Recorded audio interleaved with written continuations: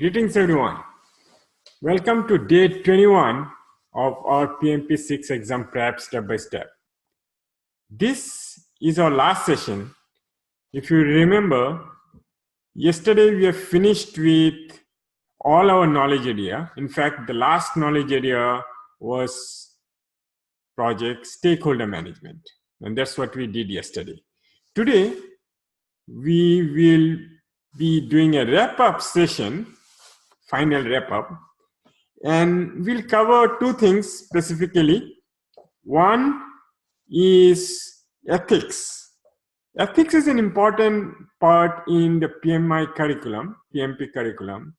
And many questions will also be there surrounding ethics. So we have to be careful about that. And then after ethics, we'll touch upon some exam tips that will help us to have a frame of mind that will be best when we are responding to exam questions. So code of ethics. Let's look at code of ethics. And before we move on, I want to mention that there is a document in pmi.org, which is PMI Code of Ethics. And this, what we'll be discussing today and what is going to come in the exam will be around what is in that PMI Code of Ethics. So first, let's look at vision and applicability of PMI Code of Ethics. When we look at the underlying principle, and if we touch upon the purpose of PMI Code of Ethics, we will realize that first thing to note is, as a practitioner or as a practicing project manager, we will be setting up high standards for ourselves, and we are committed to actually meeting those standards or meeting those commitments. And this really, in essence, drives the PMI Code of Ethics. In this PMI Code of Ethics, or the PMI Code of Ethics will describe expectations surrounding what we should be doing and how we should behave, as well as expectation not for only ourselves but also around us. When we have an ethical dealing, it will really instill confidence not only on us when we deal with our clients, but on overall PMP or project management profession. And that is really the objective of this code of ethics that has been built in the sense that we expect that when there is a universal code of ethics that has been applied by all the project managers around the world, it will give basically our clients, stakeholders, outside clients for PM project managers will have that confidence to deal with us because they know we are bound by this code of ethics.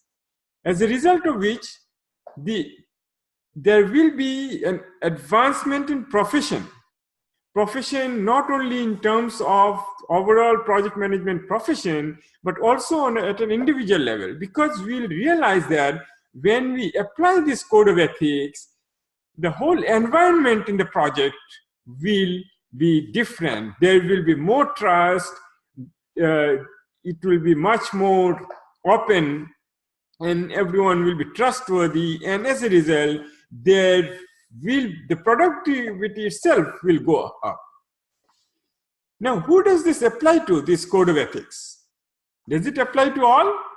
Not really, but more or less. Let's see. It applies to all the PMI members.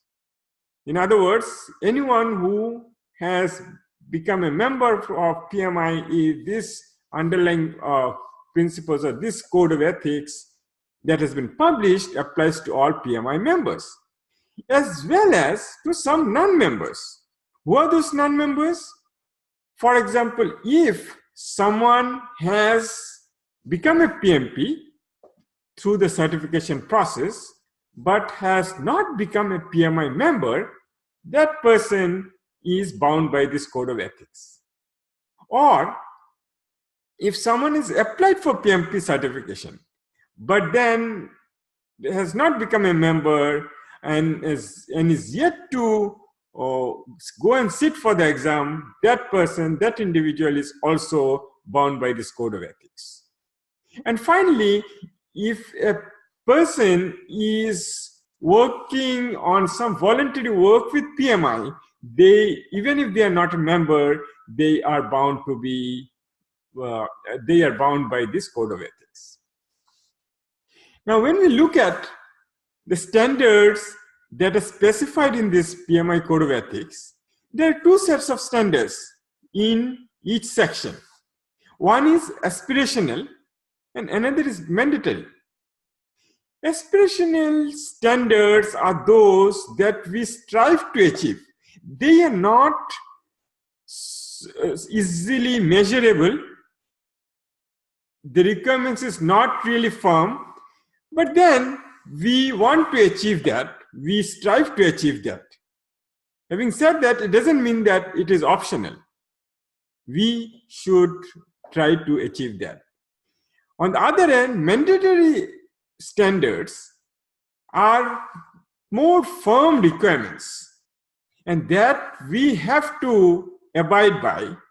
And if someone is not, then they can, the PMI review committee can take disciplinary action. Now, when we discuss this code of ethics, we'll discuss around 4 sections. The first is the responsibility. Responsibility is really our duty to take ownership. Respect is our duty to show high regards for others. And then we'll talk about fairness, which is our duty to be impartial and objective. And then finally, we'll talk about honesty, which is our duty to be truthful. So these are the 4 sections we look at. And when we look at, we'll look at both aspirational and mandatory set of standards in each of these 4 sections. Now let's look at one by one. Responsibility. As we said, responsibility is really our duty to take ownership for whatever we do, whatever decision we make, and if it is bad or the outcome is favorable, outcome is not favorable, we are responsible for any decision, any action, and consequently, whatever is coming out of that. So if you look at the aspirational standards in responsibility, first standard in aspirational standard in responsibility is that we will work towards the best interest of society, public safety, and environment. That should be in our mind as we are doing our job as project manager. We cannot think of sacrificing these things and for the benefit of something else. Then, any assignments that we accept, it should be consistent with background. For example, if we are given an assignment, and which is a really stretch assignment, and we feel that we are not really equipped to handle that assignment, we should be upfront. And we can even talk to whoever is providing us with this assignment that, well, there are these gaps that we need to fulfill before we take these assignments. And when we are contracting or we're taking contracting work, we should not go and apply for contracting work unless we are we have the background to take it up. Then we should have full commitments to what we say and do. When we say something, we mean to do it, and we have the capability to do it. We cannot be saying something or committing something that we know is not feasible or we don't intend to do. Then take ownership for errors and omissions. If there is an error that is committed because of some action that you have taken, because of the decision that you have taken, we need to take ownership. The outcome might not be good, but then as an ethical and project manager, who abide by this code of ethics, we have to take ownership on that.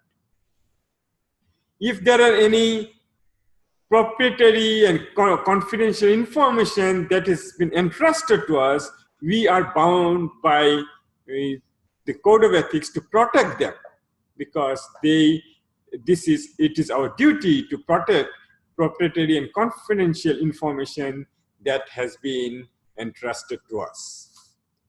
And then finally, this code will uphold those code and will hold each other accountable.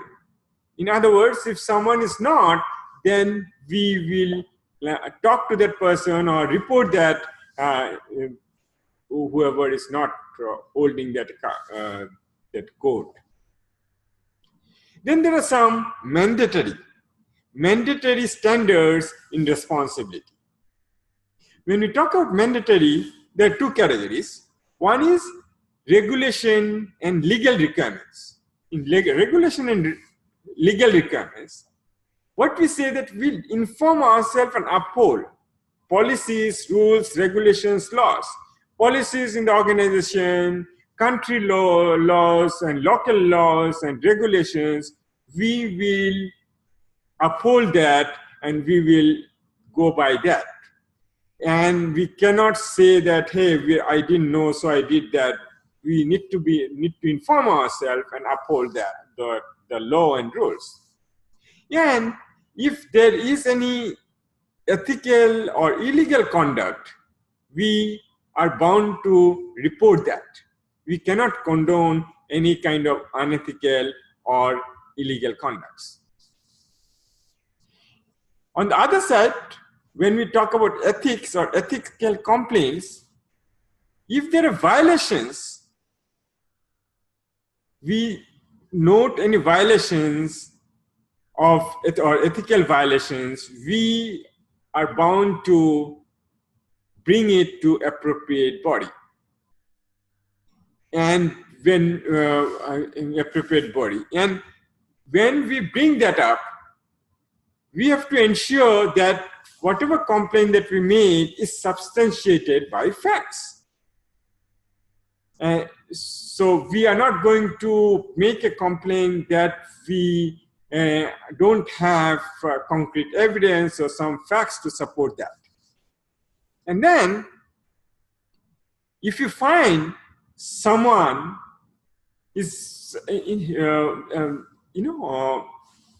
retaliates against someone raising ethical concern. For example, in your team, someone is raising ethical concerns and there are some others who is trying to suppress the person who is raising ethical concern, then we are to pursue disciplinary action if necessary, if such a thing happens.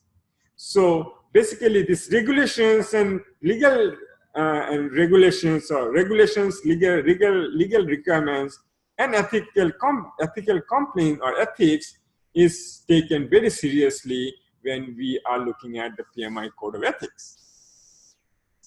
Now let's take some example and see how this applies. You realize that your cost estimate is too optimistic. You've made a cost estimate, it's too optimistic, and there is no way you'll be able to complete the project. with the budget allocated. Based on your cost estimate, a budget has been prepared, and now you, in the middle of the project, you find, hey, it is impossible to meet that. But from your personal angle, what you see is, if you raise it up now, it may look bad on you because they'll say, hey, this person has not been able to estimate properly. So what would you do at this point? Well, when you look at this code of ethics, we have to think of taking ownership of whatever decision or action you have taken. And it's always the way we need to think is project before self. So in this case, what we really have to do is bring it up. It might look bad on me, bring it up, and take whatever correction action needs to be taken. Then another example, you have been assigned a project that you feel you are not qualified for. What do? We have talked about that.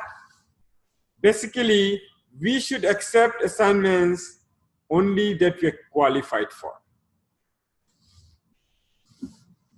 Then you have a software that you only have the license to use.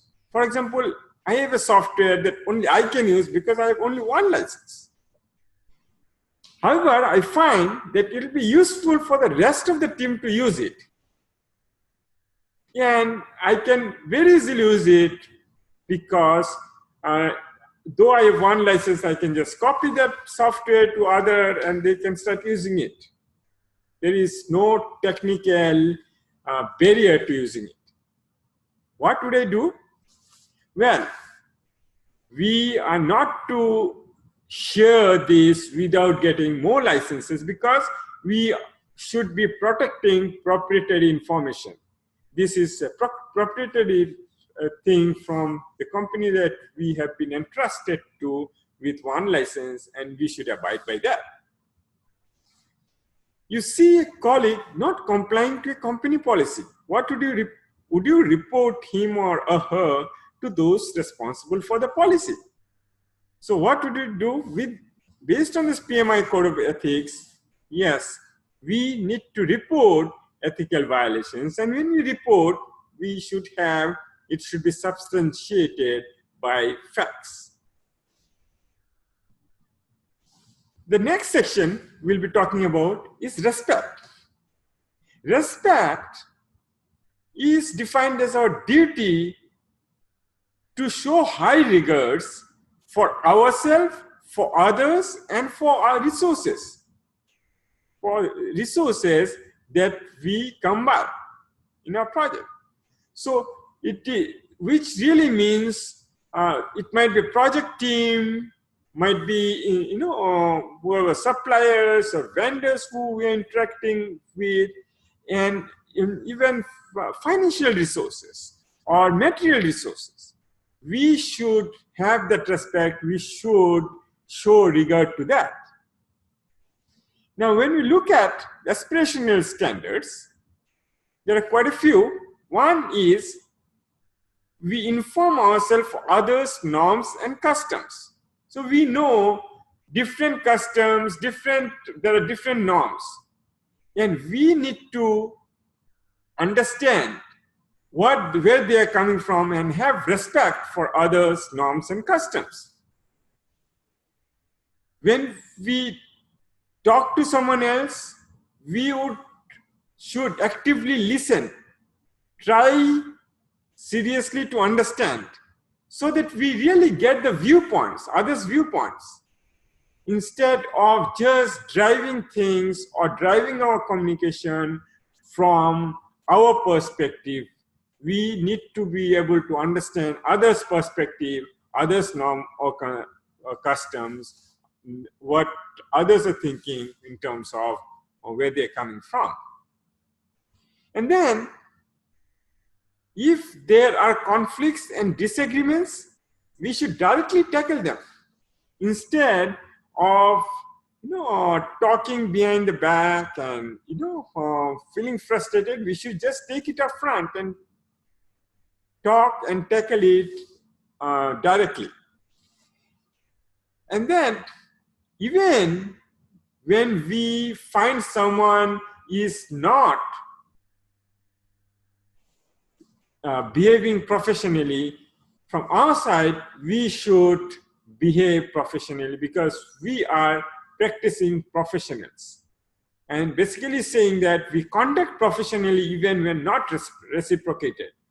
What we do is what we are. And it should not be, and how we do it or what we do, it should not be driven by how others behave. So this is the aspirational standards when it comes to respect. There are few mandatory. One is mandatory standards. One is negotiate in good faith.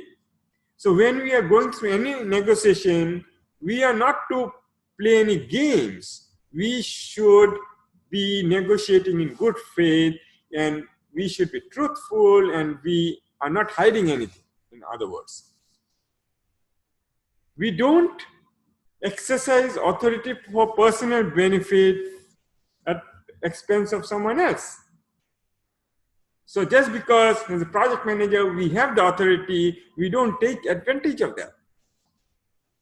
And then we don't act in abusive manner when we are dealing with people. And believe me, when you are a project manager, there will be many frustrating moments. But that doesn't mean that we should take that moment to actually abuse someone. We cannot act in an abusive manner. And finally, we have to respect the property right of others. So let's take a couple of examples here to see what we are talking about. For example, you need to contact a team member on his or her vacation. This person has gone on vacation, taken leave, is expected to enjoy the vacation, but you want to contact the person for some reason. Would you just call the person? Well, we need to think about providing respect. In other words, respect that this person has gone on vacation. And if we have to, we might want to first take a permission and then call up and talk whatever we need to talk. But the essential thing is we should not assume that we can just go ahead and do whatever we want just because we are the project manager. So how do you mitigate the effect of ethnocentrism in your project? Now that's a mouthful term, ethnocentrism. Ethnocentrism is a term which really means that we are shaped by our ethnicity in some sense, the way we have been brought up, the experience that we had in life. And so our view of the world is centered around our experience, the way we have been shaped. And a lot of times, because of that, we are blind to others' experience, or other ethnical experience. So in such a moment, or when it comes to that, so basically what happens is because of ethnocentrism, we are a lot of time insensitive to what others think and the way others behave and so on. So how do we mitigate that effect of ethnocentrism in our project? Because in project there can be people with different experience from different cultures, different ethnicity. So how do we avoid that kind of thinking? So essentially, this is a culture difference, and because of the culture difference, we need to be able to understand and respect different cultures and know each different cultures, where they're coming from. And when we do that, we will be able to mitigate that effect. You are in negotiation with a vendor, if you don't share some details now and force the vendor to add them later, you can get the work done at a lower cost. Would you do it? If not, why not? So here we see there is an advantage. We can actually get the work done at a lower cost. And our stakeholder might be happy because we have spent less. But should we do it? Well, we should not. Because if we are doing this, then we are not negotiating in good faith. Then your boss has treated a member of your team unfairly. Would you confront your boss on this issue or let it go? Now it's a tough situation, right? Your boss has treated your team member unfairly, and you might not want to confront your boss, and you might be tempted to, okay, just let's forget it and move on. But then what we say here is we need to directly tackle conflict. In this scenario, we should go and talk to our boss and say, hey, this, I don't agree really the way this has been done, and I think you have treated the person unfairly. And so sometimes when you want to apply this, it can be tough, but in the long run, it is generally better. You have to send out a report and are pressed for time. You ask a team member to do it instead, though this is not one of his tasks. What are your thoughts? So basically what we're saying is we are overloaded, but we know because a team member would listen to me, because I have the authority, we can just dump our work on that team member. Should we do that? What we say here is, if we do, then we are really abusing our authority, and we should not abuse our authority. Moving to the next section, which is fairness. Fairness is our duty to be impartial and objective in our dealings and our actions. And so there are a few aspirational standards here when we talk about fairness. One is we should demonstrate transparency in decision making. When we make a decision, we discuss with someone, and when we come out with a decision, we should be transparent about why we are making this decision, what is the logic behind it, and so on and so forth. We should also constantly re-examine impartiality and objectivity. Now, why? Why we want to do that? Basically, what happens is, we, as human beings, because of our experience, even without our knowing, we can be inadvertently biased.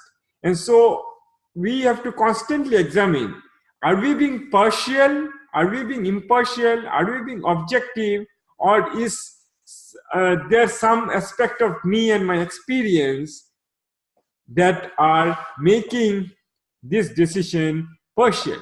So we need to be constantly re-examine ourselves.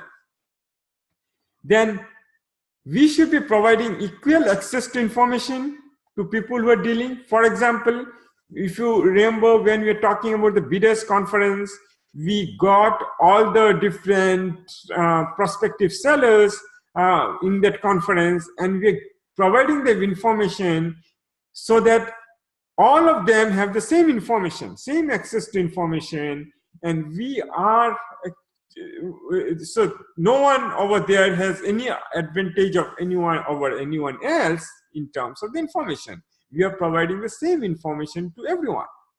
So this is what is meant by providing equal access to information. And again, when there are opportunities, we should not hide and be partial to someone. We have to make these opportunities equally available to all. When we look at the mandatory fairness, mandatory standards in fairness, there are two aspects to it. One is conflict of interest. A conflict of interest is basically what we have to see is there a potential conflict of interest, real or potential conflict of interest? And if there is, then we have to proactively disclose that. So in other words, maybe we have in our company, we have gone with a project. We're starting a project and we are offering to different companies, and there might be one company that is actually applying for that project, and I might have some stakes in that company, and I, on one hand, I may have stakes in that company, and another hand, in this particular company that I'm working, that is providing that job, I'm a decision maker. So there is a conflict of interest over there, because there is a possibility that I might be biased to giving to that company where I have some share, for example. So we should identify if there is any potential conflict of interest, and if there is, we should proactively disclose or even move out from the situation where this conflict of interest can affect the decision, like take appropriate steps in the event of real or potential conflict of interest. Then there is another factor or aspect that we need to look at when we are looking at mandatory standards in terms of fairness. That is favoritism and discrimination. We would not, or we should not hire or fire, reward or punish because of some personal consideration. Just because of we like someone, or maybe we play golf with that person, it doesn't mean that we will reward them or we should reward them because of our personal connection. We reward that person, and another person we probably we don't like so much, for whatever reason, we punish that person or deny opportunities to that person. This is what is called favoritism and discrimination. Again, we would not discriminate based on any factors, genders, race, any kind of preferences, or so on and so forth. And the rules of organization that will be applying, we should apply without any prejudice, in the sense of it's not about our liking or not liking those rules. Those rules has to be applied, and we have to apply them. Now, when we look at some examples, again, let's look at some examples. For example, let's say a vendor you are in negotiation with on a contract at this point of time. There is a negotiation going with this vendor, and this vendor offers to take you for a Yankee game. Says, hey, there is a Yankee game going on, why don't you join us? I have some tickets. Should you accept? Well, you have to think of conflict of interest. For example, if you are, then probably there will be conflict of interest in the sense that because of that person or that vendor's taking you for the Yankee game, you might be biased towards giving that contract to that vendor. So you should avoid that kind of potential conflict of interest. A company owned by a close friend has bid for a project where you are one of the key decision makers. What should you do? Well, you have to be careful here because you don't want any prejudice in the decision that you make. So you have to avoid being probably the decision maker, or step away from being a key decision maker, so that you are not making a decision that is based on your prejudice. You offer to give a contract to a vendor because you feel the vendor can help you later. What have you violated? If you do that, you are playing favoritism. Then we have honesty. Honesty is our duty. Honesty is our duty to be truthful in whatever we do, in whatever we say, and in whatever action we take. So there are a few aspirational standards in honesty. One is we honestly seek to understand truth. At all points, we try to see what is the truth. We behave in a truthful manner. And then when we communicate and work and any conduct, it should be truthful. There should not be any half-truths, or we are hiding some information, or we are playing around with words to hide what we wanted to hide, or being untruthful. Because you can be untruthful not only by saying false things, but also by not saying some things. And we should not go in that direction. We would provide information timely, accurately and timely. And when we make commitments and promises in good faith. We don't make commitments and promises, and when we are thinking, hey, well, though I'm saying this, this is not what I intend to do, I'll be doing something else. Then that is not honesty, and then we are not going by the code of conduct, PMI code of conduct, in terms of aspirational standards.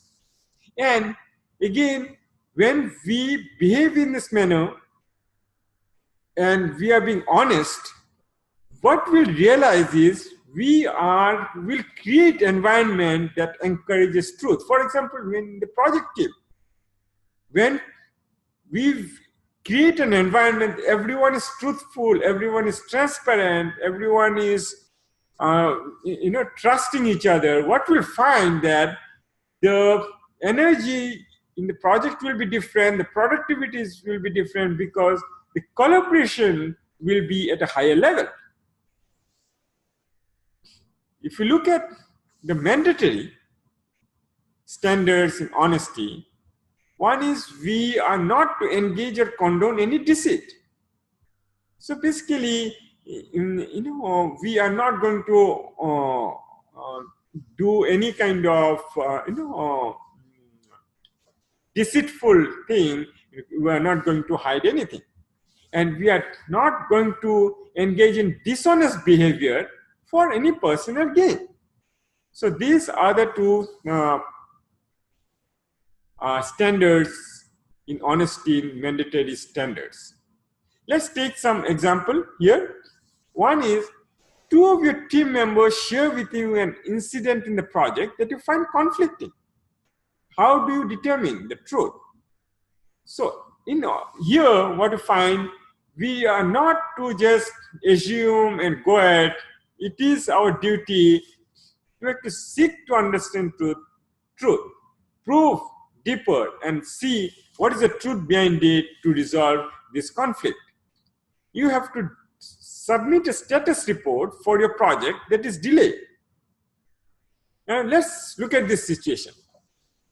A status report we are submitting probably every week, and we have to submit a status report, and the project is now delayed.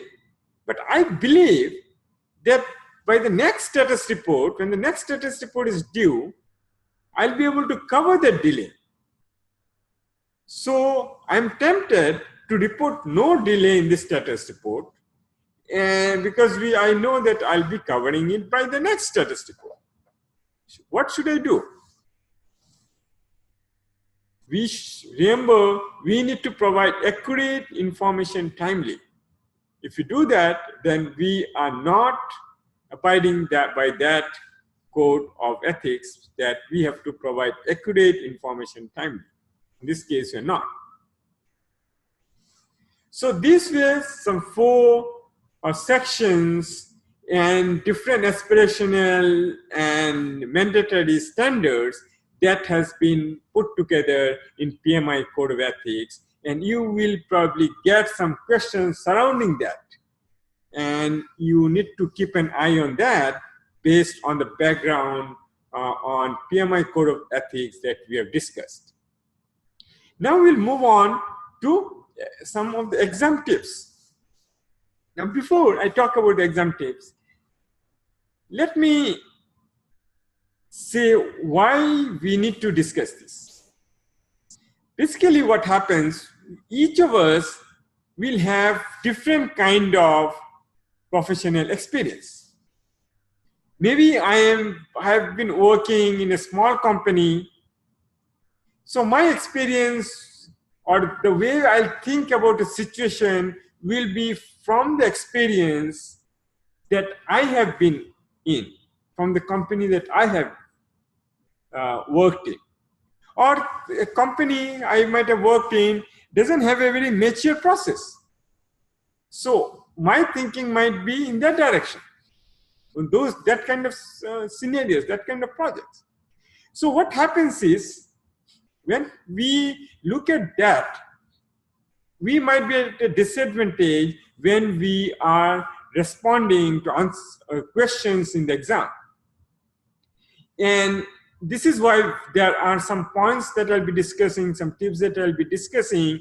When you have this in mind and put that as your framework, it will help you to think better when you are responding to exam questions.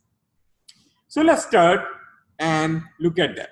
But before that, let's understand do a little bit of research on the stats in terms of the questions. Now the PMI publishes one thing, that the way the questions are distributed across domain are, for example, in initiating, the 13% of the questions will come, planning 24, executing 31, monitoring 25, and closing 7. So what does this really mean? You remember we have 200 questions to attempt. That really means is initiating domain will have 26 questions, and because there are only 2 processes in initiating domain, which is develop project chart and identify stakeholders, number of questions per process is 13 in initiating. Now similarly, when you look at planning, it will be 2 questions per process, because there are many processes we saw. There are 24 processes, but there are only 48 questions that will come out from planning.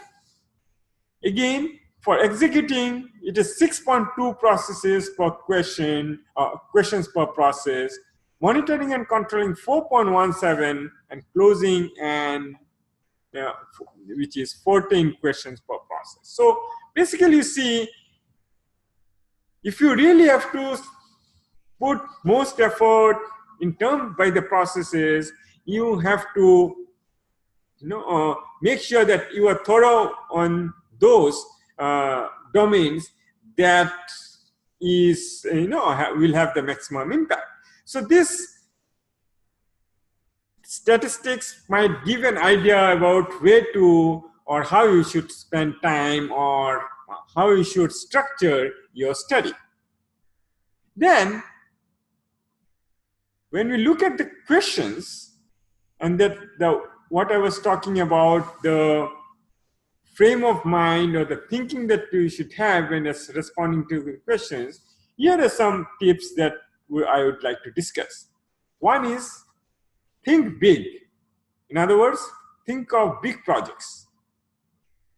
So when you respond to questions, when you look at a question, when you read a question, try to think, most of the time, try to think about a big project, because many of the things that you will see in the question might not be applicable to small projects. So think about big projects, even if you have been working on small projects. Now understand the difference between execution and monitoring. Remember, we always said that 2 hands, project manager, we are at the same time. When you're executing, remember there are two hats. One is your execution hat, and you are doing the execution process. At the same time, you are wearing the monitoring and controlling hat, because you are monitoring and controlling and seeing that what you're executing is according to the plan. Then remember that process groups we have been talking about are not sequential. It is not that planning comes after initiation and the execution comes after planning process group. We saw when we were looking at them that processes between them overlap. So we have to keep that in mind. Now, when we're looking at questions again, we have to assume that organizations that we are talking about, we're thinking about, is mature. They have PMOs, they have archive projects documents, they have lessons learned database. It's quite possible that the organization that you have been working on is not mature. They might not have a knowledge base. They might not have a lessons learned database. They might not have a sound process. But even if it is not, when you are applying for this test, you have to think of an organization that is mature in process. When we talk about project plans, as we have seen through all these sessions, project plans are much more than scheduling in MS Project. In fact, someone who has not gone through PMI or PMP might think that when we talk about planning, project plan, it is the Gantt chart, the MS Project plan in the Microsoft project. But we know through all this discussion, the project plan is much, much more than just the Microsoft project.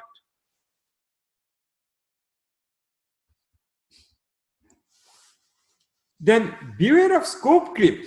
We have been talking about that. We talked about the gold plating. These two things should not be entertained. In some questions, they might trap you to think that gold plating is good, but remember that gold plating is not. Stakeholders need to be engaged from start to end, all through the projects. Though we have talked about stakeholders, one of the last knowledge area, that's just because how the course is structured. When we run the project, stakeholders should be engaged right from start to end. Then roles and responsibilities for everyone contributing the project should be clearly defined. Remember that responsibility assessment metrics or RSCI. So go by that when you are responding to questions. Now, when we are running a project, transparency should be exercised at every step. For example, when you are doing a schedule estimate, and let's say one work will take, we think, 5 days, and we are not supposed to add 2 more days to be on the safe side. If we do any adding, then it should be transparent. It should show up. And as we said, in the form of probably contingency or buffer, it should show up and it should be transparent. Why we are adding that extra time? Then remember that not all stakeholders are positive. There can be negative stakeholders. Now, it might not sound good to say the stakeholders can be negative, but we have discussed different types of stakeholders, and we know that it is possible to have negative stakeholders. And so in questions, when you see that, just keep that in mind. Then constraints, in understanding constraints in project management is very important. For example, nothing comes free. Let's say in a schedule, a client wants you to compress a schedule. If you do that, something else will give way. Probably you are putting more resources and the cost is going to increase. So just remember that constraints, understanding constraints is very key. And when that happens and a question comes around that, keep that in mind. What is breaking because you are doing something out of, or you're affecting one of the factors. Communication is absolute key when we are running a project. It is said that 90% of the time project managers should spend in communication.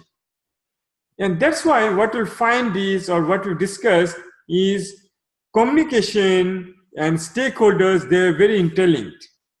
And there has to be a continuous flow of communication through the project. So communication, keep that in mind, communication, that is really important when we are running the project, when we are looking at questions around communication. Project manager is assigned very early in the project. We saw that in the develop project charter. That's when, and that is one of our almost the first process, along with identify stakeholders, and that's where, when that is approved, project managers are authorized. And so project manager is assigned very early in the project, and we saw in some cases project managers even work before that along with the business to create the business documents.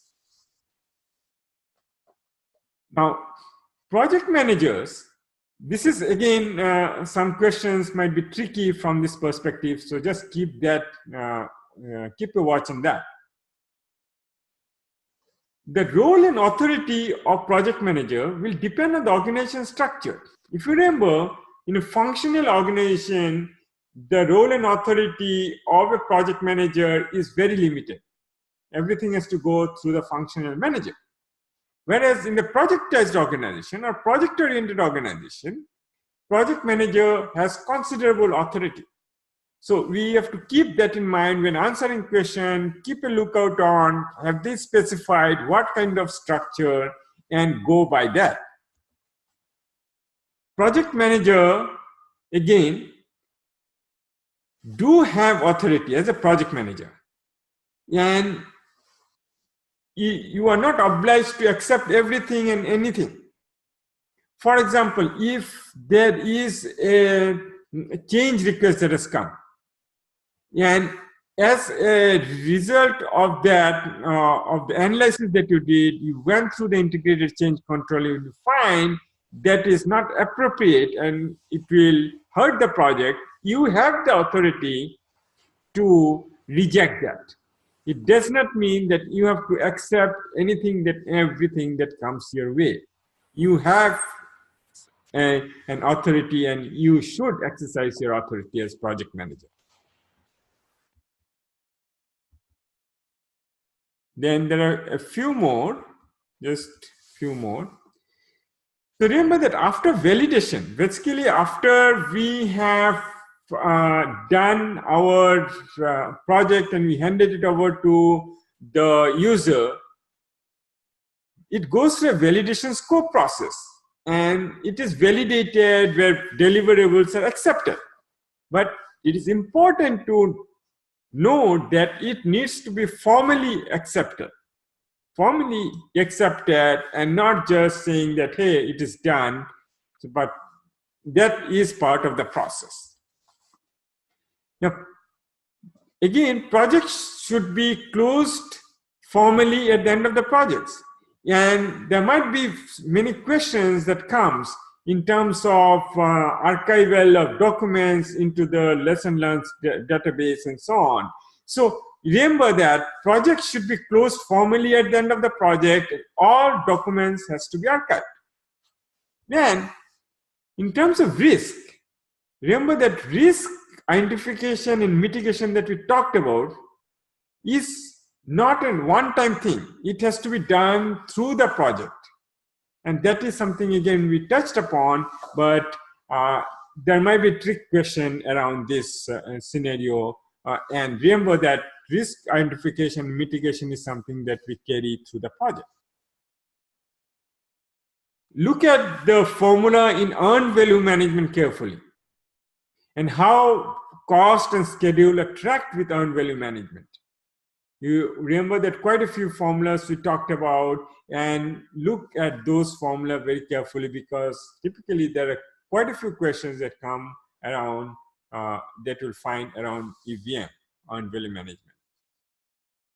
And last but not least, do understand how to draw the network diagram. You remember the CPM method, how we do a forward pass, we do a backward pass. Though in reality you will not be using them, you will actually use some project management tool to do it, but it is useful to understand these, and these there can be questions around that in the exam. So with this, we finish this course, and so this was the last point that I wanted to say, and we finish this course, and I wish you all the best in your PMP certification exam. I'll send you this recording